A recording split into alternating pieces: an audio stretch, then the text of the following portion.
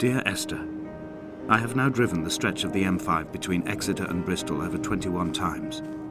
But although I have all the reports and all the witnesses, and have cross-referenced them within a millimetre using my Ordnance Survey maps, I simply cannot find the location. You'd think there would be marks to serve as some evidence. It's somewhere between the turn-off for Sanford and the welcome brake services. But although I can always see it in my rear-view mirror, I have as yet been unable to pull ashore.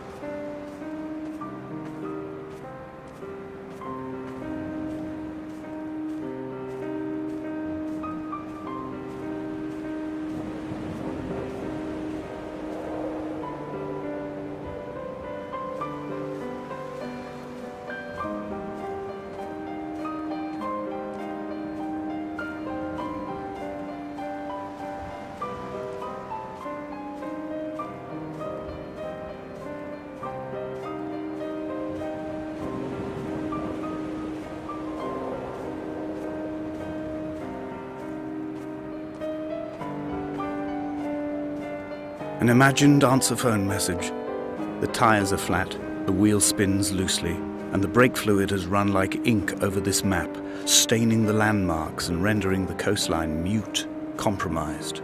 Where you saw galaxies, I saw only bruises cut into the cliff by my lack of sobriety.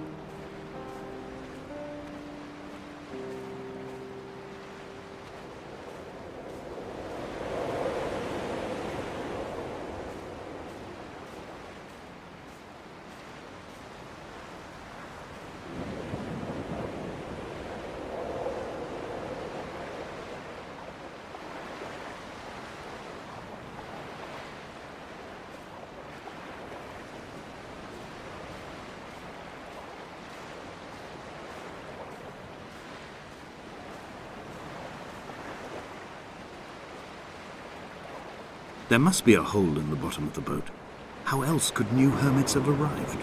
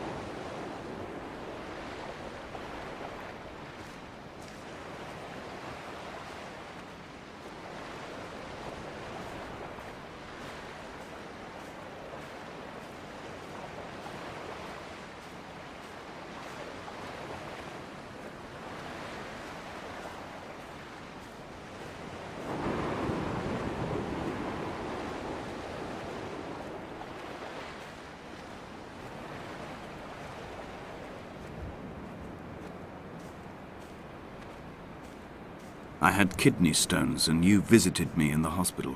After the operation, when I was still half submerged in anesthetic, your outline and your speech both blurred. Now my stones have grown into an island and made their escape, and you have been rendered opaque by the car of a drunk.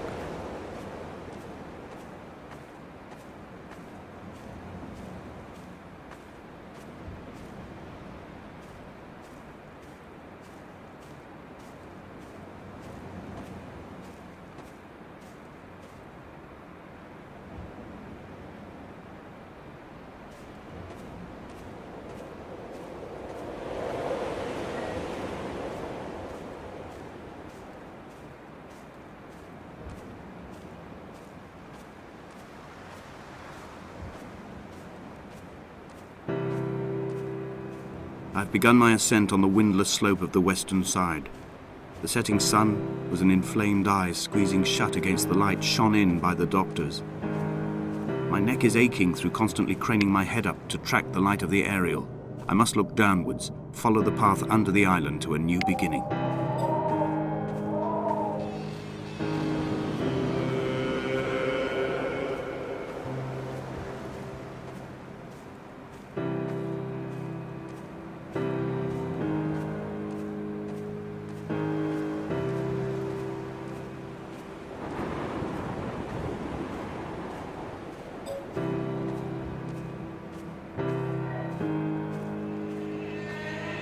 The bothy was constructed originally in the early 1700s.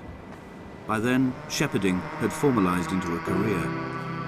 The first habitual shepherd was a man called Jakobsen, from a lineage of migratory Scandinavians.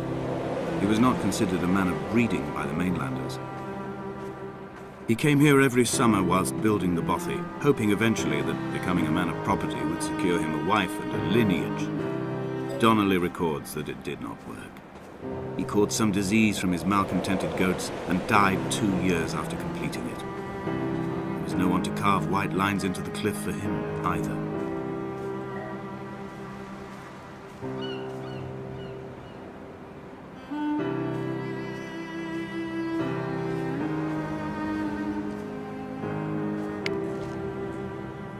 Three cormorants seen at dusk. They did not land. This house built of stone, built by a long-dead shepherd. Contents: my camp bed, a stove, a table, chairs, my clothes, my books. The caves that score out the belly of this island, leaving it famished. My limbs and belly famished. This skin, these organs, this failing eyesight. When the battery runs out in my torch, I will descend into the caves and follow only the phosphorescence home.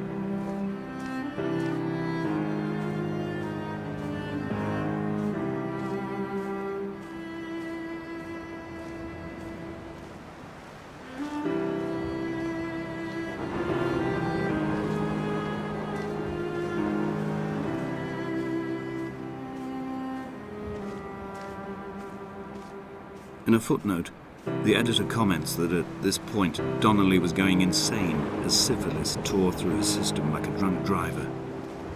He's not to be trusted. Many of his claims are unsubstantiated, and although he does paint a colourful picture, much of what he says may have been derived directly from his fever. But I've been here, and I know, as Donnelly did, that this place is always half imagined. Even the rocks and caves will shimmer and blur with the right eyes.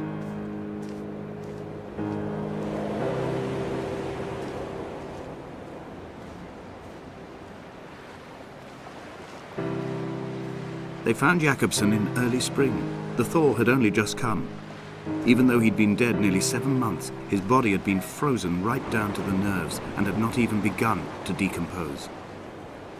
All around him, small flowers were reaching for the weak sun. The goats had adjusted happily to life without a shepherd and were grazing freely about the valley. Donnelly reports they hurled the body in fear and disgust down the shaft, but I cannot corroborate this story.